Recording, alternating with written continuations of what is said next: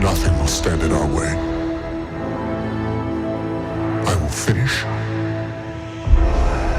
what you started. I just was really interested in exploring this idea where you're sort of tackling it from both sides. You are literally marrying the most charming, simplest ideas with the most complicated digital technology that was available to us. I wanted to take that notion of real and just sort of extend it out. We just wanted it to feel like you were really on this Star Wars journey in the movie and all these things were really happening. And that is not a simple thing to do.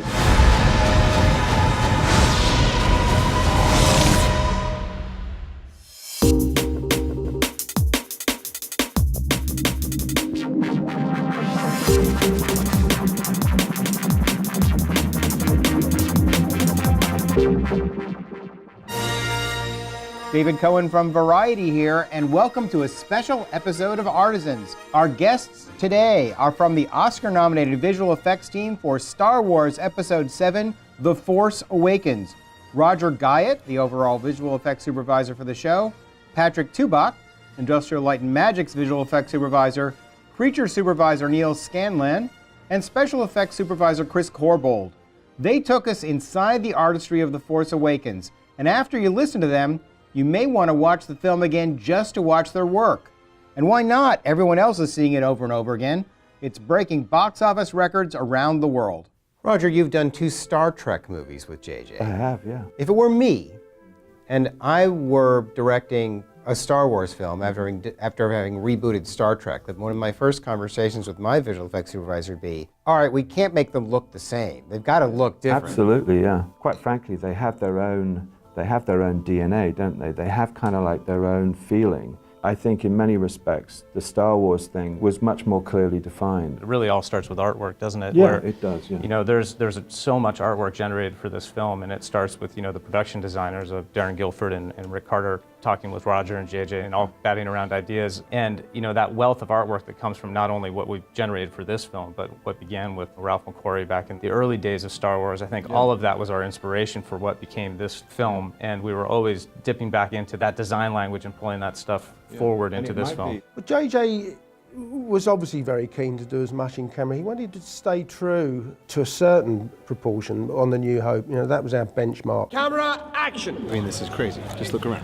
The speeders were quite an interesting one. It was a perfect marriage between us, special effects and digital effects. The whole speeder thing is just such a part of the Star Wars thing, isn't it? I mean, in the first movie, you know, Luke's speeder, it was famous for, you know, the mirror they had on the underside of it. If you remember the Rey speeder where you first see her going across the desert on it, if you remember, it's like a great big tractor body, and we mechanised that, so we've made a bespoke chassis and mounted a 1000cc motorbike engine in it so we could roar across the desert 60, 70 miles an hour with a reactor on the front, and there was a hidden driver in the engine portion of the speeder. The whole testing procedure for the speeder through the desert, we were weeks and weeks testing it, because every time we sort of got it where we wanted it, I'd show it to JJ and he said, yeah, that's great, but be wonderful if it could bank either side. So we'd get it banking, and then I'd take it back to him, and JJ would say, Joe, if we could get it going up and down 1 or 2 feet as well as banking from side to side. So, you know, just getting that raised speeder was probably a 4 or 5 month process, you know, where we keep improving it.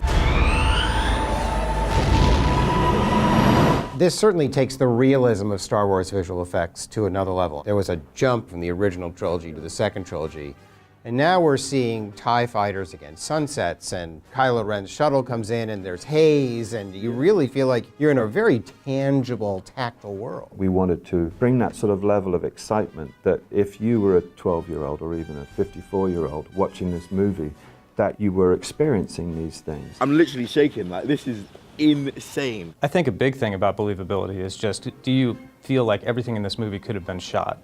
So even when you're in full CG sequences, are you feeling like that camera is something that you could have mounted on a helicopter? For instance, in the Falcon chase sequence, when the Falcon whips by camera at the end and then dives into the big engine, we did that scene multiple times, and we figured out that we were moving the camera way too fast, and so we took it down to a speed that is actually achievable. Common language. Yeah, you needed to be able to do it. Into our real world. And that's the thing that Star Wars, to me, is often about. It's that kind of odd thing that the rules are actually a lot to do with our world. I mean, we'd often joke that Star Wars, you have a certain range of planets, don't you? You have the, you have the desert planet, you have a snowy planet. I mean, that's kind of part of the world of that galaxy. How is Jakku different from Tatooine? Both Tatooine and Jakku have this sense of desolation and this sense that, boy, I'd really like to get off of this planet. This is not where a hero wants to live. This is where you begin, and I think that's a great parallel between the two. Is there anything I might do to help? Not unless you can alter time, speed up the harvest, or teleport me off this rock. But at the same time, I think this graveyard setting was one that is a very different sort of place. The real genius behind that is that it connects the old and the new in such a way that is very familiar for the fans. It's an easy way to get into it, but at the same time, it's sort of saying, here's your old movie, here's what you were used to seeing, and now we've moved on, everything's moved on a certain amount of time. Is there a shot or a sequence in The Force Awakens that really makes you smile or that makes you especially proud? Weirdly enough, it is a pyrotechnic sequence where they were tracking back with Daisy and John running towards camera, and the explosions were going off behind them and getting closer and closer and closer and closer. And I remember the shot vividly because the camera was on the back of a little quad bike and they were running and I was cueing all the explosions. Everybody loved the shot after we'd done it. I think it was like a kilo of high explosive in each one of them, and some of them were 20 gallons of fuel. And the sound and the thud on you as they're getting closer and closer and closer is quite interesting. 60 portions. There are 110 creatures and droids in the film. The whole idea that we wanted to do was to try and make the creatures and the droids not a special effect, but to be just part of the Star Wars world. Maz Kanata. Maz was the very first thing that we ever engaged with on the project. When I first met with Rick Carter, Maz was a burning issue. Trying to find a design for Maz was a very important first place to start. And it's an incredibly difficult thing to do because at one end of the scale, in many ways, we have such iconic characters like Yoda. At the other end of the scale, we have incredible iconic characters like E.T.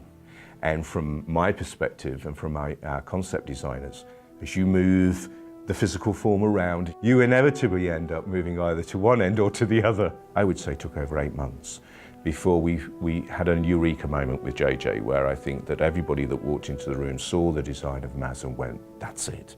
BB-8 is a great creation, as much so as R2-D2 was back in the day. This little character is on a very important mission, has to succeed, and I see him as a mischievous child who's aware of their cuteness, is aware that he can pull heartstrings when necessary, and all of those things just help us cement his personality. I suppose like all performances, you start quite large, you start quite crude, and then as time, in the rehearsal period, which we call it, as that time evolved, then you begin to finesse the performance and begin to realize how little one has to do in some cases in order to translate an emotion. It was JJ's desire that BB-8 be practical because of the interaction between him, her, with the actors and actors. In many, many shots, BB-8 does have a puppeteer attached to him, and that puppeteer is then painted out later. You can see his personality developing. If he was too young or too serious or shy or whatever, and JJ could just direct him, and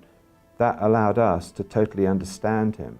And when we did our CG, you know when you've got it right because you've seen him. And if he did something that was out of character, you immediately knew it. So you have practical puppeteering, you have animatronics, you have people in suits, and you have full CG. You've got really every technique there is. There's even circus performers, the large robot that sort of lumbers from Maz's castle at the opening sequence of Maz's castle is played by a stilt walker. So the tricks were to try and step outside of a all technological approach, and to learn from my years and guide the crew of people in a way of saying, well, let's try and find the most simple approach that we can and use performances as our holy grail in a sense. If a character is technologically brilliant but is not performable, we haven't achieved anything. Let's make them simple and highly performable and allow JJ to see them not as special effects but as characters. Let's talk about the Millennium Falcon chase on Jakku. I think it's just incredibly cool. And I think one thing that he wanted is to feel like you were in a bit of a car chase. It was Yeah, a very exactly what classic it is. action sort of sequence. Just trying to ground the movie in some cinematic reality that people understand. We all get a great car chase, you know, and this is one that happens at 700 miles an hour through a foreign landscape with all of these amazing ships. It was interesting showing some of the shots to the original guys and hearing what their reaction to them was. Some of the model guys were saying, oh my God, you know, those were the things that we were trying to do, even in the day. So it was interesting hearing that whole resonance loop all the way around from the early work. Everybody takes all the sophisticated technology for granted, but at the same time, I think we always want to keep that spirit of trying something new and taking risks and seeing, you know, maybe this isn't going to work. Even just taking on the scope of this film and with all the visual effects in it, you know, is it going to work? Are we going to be able to translate that idea of the old into the new and have people still accept it? All of that was risky. We were never feeling like this is a slam dunk. We have to make this work in order for people to embrace it the way that they have. Please click like on this video, share it with your friends, and tell us what you think in the comments. We love making these Artisans videos, and your shares, likes, and comments help us keep on making them.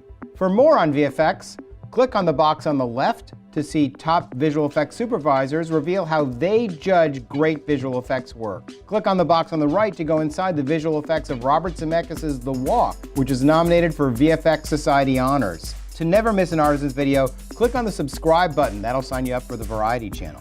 There's a new Artisans video every week, so come back soon. Thanks for watching.